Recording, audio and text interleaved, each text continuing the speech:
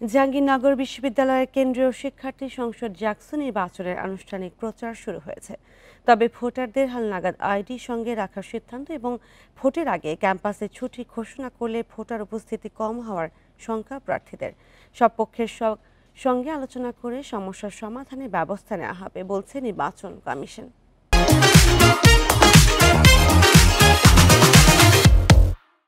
৩৩ বছর পর অনুষ্ঠিত হতে যাচ্ছে জাকসু নির্বাচন।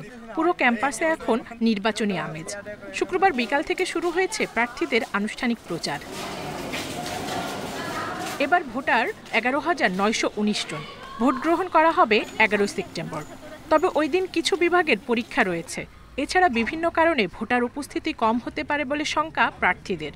ভোটের আগে যদি ৫-৬ দিন ছুটি দিয়ে দেয় তাহলে অনেক শিক্ষার্থী কিন্তু বসে থাকবে না ভোটের জন্য, তারা কিন্তু বাসায় চলে যাবে।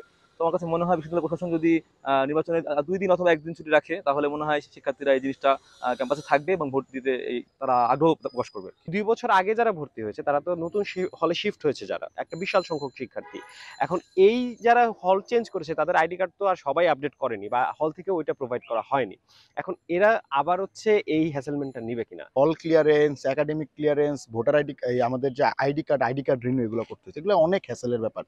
একজন ভোটারকেও এখন শুনতেছি যে ভোট দিতে গিয়ে এগুলো করতে হবে। যদি এগুলো হয় তাহলে আমাদের কাছে মনে হয় যে এই বিশ্ববিদ্যালয়ে প্রায় ১২,৫০০-এর উপরে ভোটার, সেই ভোটারের 30% আসলে সেদিন ভোট দিতে আসবে।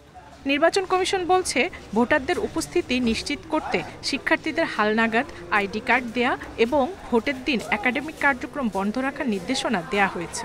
আমাদের ছুটি যেটা এখন আমরা চিন্তা করে রেখেছি যে শুধু নির্বাচনের দিন, তার আগে একদিন দেয়া প্রয়োজন হয় বা ২ দিন দেয়া প্রয়োজন হয়, তাহলে আমরা সেইভাবে প্রার্থীদের মতামতের উপরে ভিত্তি করেই আমরা সিদ্ধান্ত নেব। জাকসু নির্বাচনে প্রার্থীদের প্রচার চলবে ৯ সেপ্টেম্বর পর্যন্ত। এবার ভিপি পদে ১০ ও জিএস পদে ৯ জন সহ ২৫টি পদে মোট প্রার্থী ১৭৯ জন। Independent news.